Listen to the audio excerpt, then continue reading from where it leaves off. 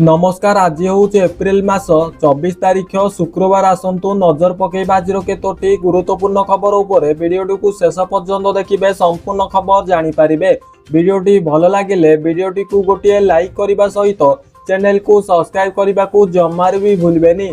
तो चलतु डेरी नक वीडियोटी आरंभ करवा। आजिर प्रथम खबर असंभाल ताती जलुची राजधानी। रेकर्ड भांगिला ताती जलुची सारा राज्य। ततला कड़ाई रे भारी होउचंदी लोके। चारिआडे अग्नि वर्षा होउची। गुरुवार राजधानी रे पारद छुईची 42 डिग्री। असंभाल ताती सह साढ़े घंटे सुधा तापमात्रा 42 डिग्री छुऊची। एयरपोर्ट अंचल रे तापमात्रा 42 डिग्री रेकर्ड रही। परवर्ती खबर एबे मासकू 5000 टंका नुहे बरम मिलिबो 10,000 टंका। मोदी सरकार को मास्टर प्लान।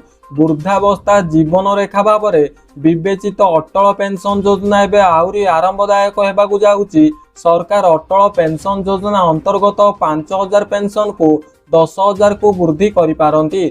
मोदी सरकार को यह प्रमुख पदक्षेप लक्ष लक्ष लोकों को लाभ देबाकू जाउची। परवर्ती खबर बदलिला स्कूल समय। काली ठारू एही जिल्ला रे सकाळ 6 ठारू दिन 9टा जाए पढ़ापढ़ी रहिबो। प्रबल खरारे तातुची ओडिशा। खरा पाई बदलिला स्कूल समय।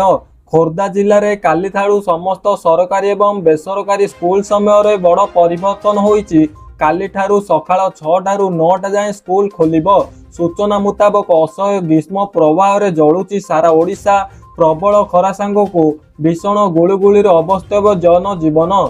परवर्ती खबर केन्दुझर जिलापाल को हाईकोर्ट को नोटिस। चाकरी बेनियम विदा अभियोग आवेदन कले पुनः विचार पाई निर्देश।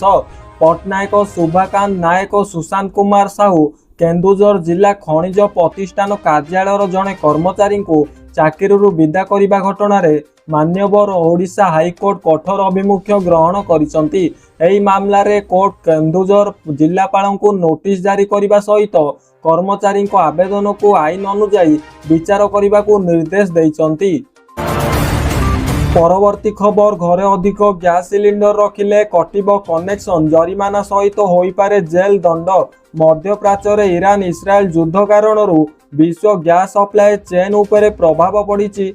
फल एलपीजी सिलिंडर अभाव देखा देइची।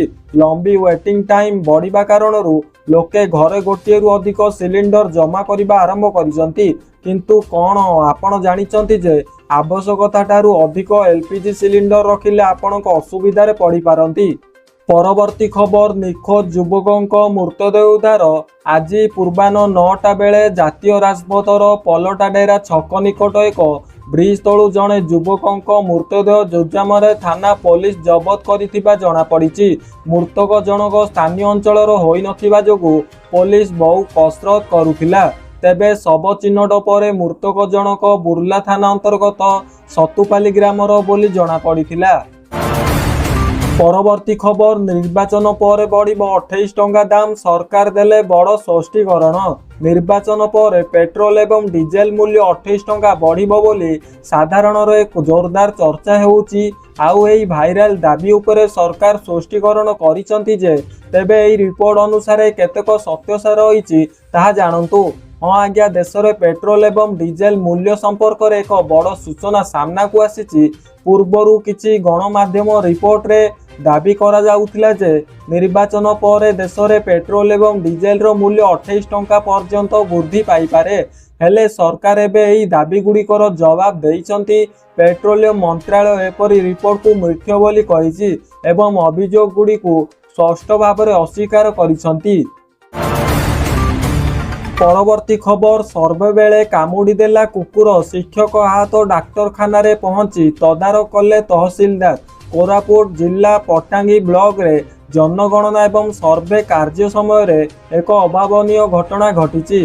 अंपावली पंचायतर कमारपाड़ू ग्राम रे सर्वे करुथिबा बेले जड़े शिक्षक कुकुर कामुड़ारे आहत होइचंती।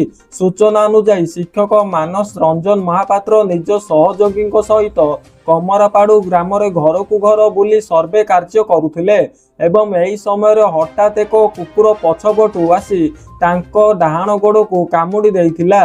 କୁକୁର କାମୁଡ଼ାରେ ଶିକ୍ଷକ ଜଣକ ଗୁରୁତର ଆହତ ହୋଇଥିଲେ। ତ ଫ୍ରେଣ୍ଡସ୍ ଏତିକି ଥିଲା ଆଜିର ମୁଖ୍ୟ ଖବର। ଯଦି ଆପଣମାନଙ୍କୁ ଭିଡ଼ିଓଟି ଭଲ ଲାଗିଛି ତେବେ ଭିଡ଼ିଓଟିକୁ ଗୋଟିଏ ଲାଇକ୍ କରିବା ସହିତ ଚ୍ୟାନେଲକୁ ସବସ୍କ୍ରାଇବ୍ କରନ୍ତୁ। ଧନ୍ୟବାଦ।